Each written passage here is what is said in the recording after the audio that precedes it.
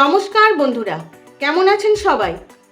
আমি সঞ্চিতা আবার নিয়ে হাজির হলাম খুব সুন্দর একটি পদ, এঁচোড়ের তরকারি বা এঁচোড়ের কালিয়া। এই এঁচোড় দিয়ে নানান রকম পদ রান্না করা যায়। আজকে আমি দেখাবো খুব সাধারণ একটি রান্না, এঁচোড়ের তরকারি বা এঁচোড়ের কালিয়া। তবে আমার সঙ্গে থাকুন, দেখে নিই কীভাবে এই এঁচোড়ের কালিয়া তৈরি হয়। প্রথমে আমি একটা মশলা করে নেব। এই মিক্সিং জারে আমি দিয়ে দিলাম দুটো শুকনো লঙ্কা, একটু গরম মশলা, লবঙ্গ, এলাচ না দারচিনি আর এলাচ, দেব গোটা জিরে 2 চামচ মতন, আর দেব একটা গোটা রসুন।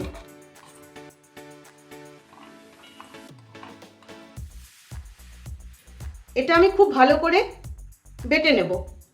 এবার গ্যাস জ্বালিয়ে আমি একটা কড়াই চাপিয়ে দেব, একটা জল, আর দেব ডুমো করে কেটে রাখা এঁচোড়।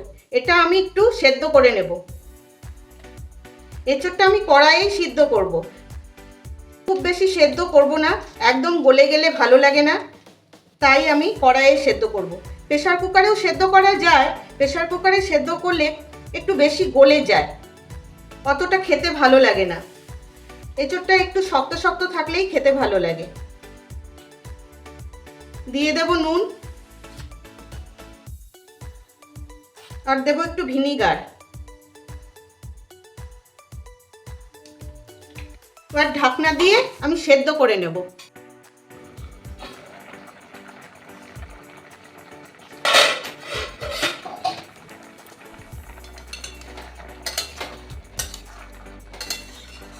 এঁচোড়টা মোটামুটি সেদ্ধ হয়ে গেছে, আর সেদ্ধ করব না। এবার রান্নার সময় বাদবাকিটা সেদ্ধ হবে। এবার এটা নামিয়ে দেব। এঁচোড়টা নামানো হয়ে গেছে, আবার কড়াই বসিয়ে দিলাম। এবার দেব কিছুটা সর্ষের তেল। তেলটা গরম হয়ে গেছে,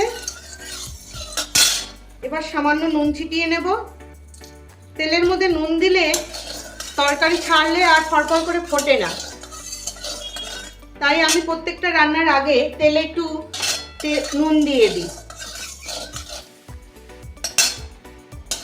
তেল গরম হয়ে গেছে, এবার দিয়ে দেব এই এঁচোড়টা। আমি এবার ভালো করে ভেজে নেব।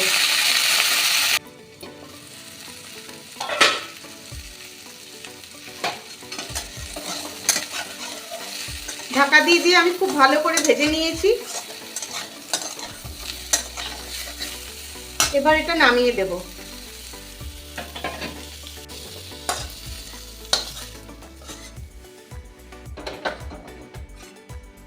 আবার দিয়ে দেব কিছুটা সর্ষের তেল। শীতকালে ওই ফুলকপি বাঁধাকপি খেতে খেতে যখন একদম মুখ পচে যায়, তখন যখন এই এঁচোড় ওঠে, বাজার থেকে এনে রান্না করলে যেমনভাবেই রান্না করা যাক না কেন, খেতে খুব ভালো লাগে। যে কোনো জিনিসই, যত ভালো জিনিসই হোক, একঘেয়েমি হয়ে গেলে আর সেটা ভালোই লাগে না। এবার দিয়ে দেবো সামান্য ঘি, শুকনো লঙ্কা, তেজপাতা আর একটু গোটা জিরে। জিরেটা ফুটে গেছে, এবার দেব 5-6 কোয়া রসুন, থেতো করে রেখেছি। রসুনটা ভাজা হয়ে গেছে, এবার দিয়ে দেব পেঁয়াজ, দুটো বড় সাইজের পেঁয়াজ কেটে রেখেছি। এটা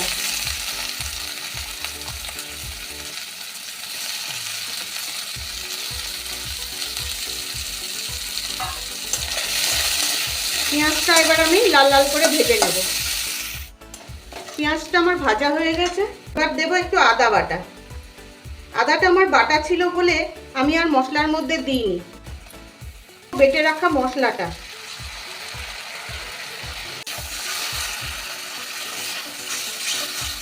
মশলা ধোয়া জলটাও দিয়ে দিলাম, হলুদ আর লবণ, আর মশলাটা ভালো করে কষিয়ে নেব। মশলাটা খুব ভালো করে কষে গেছে, এবার দিয়ে দেব টমেটো। মশলা যত ভালো করে কষানো যায় তত রান্নার টেস্ট ভালো হয়। তাতে তেল মশলা যতই কম দেন না কেন, মশলা যত ভালো কষাবেন, 2-3 বার করে জল দিয়ে দিয়ে কষালেই রান্নার স্বাদ খুব ভালো হয়। এবার দেব অল্প চিনি। মশলাটা কষে গেছে, এবার গ্যাসটা কম করে দেব অল্প টক দই, ফেটানো টক দই। টক দইটা যখন ফেটাবেন একটু আটা বা ময়দা কিছু একটা দিয়ে দেবেন আর গ্যাসটা কম করে দেবেন, তাহলে আর দইটা কেটে যাওয়ার ভয় থাকবে না। এবার এটাও আমি ভালো করে কষিয়ে নেব। 1 চামচ মিট মশলা,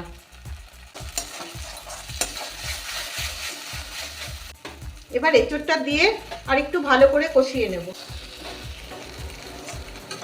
খুব ভালো করে কষে গেছে।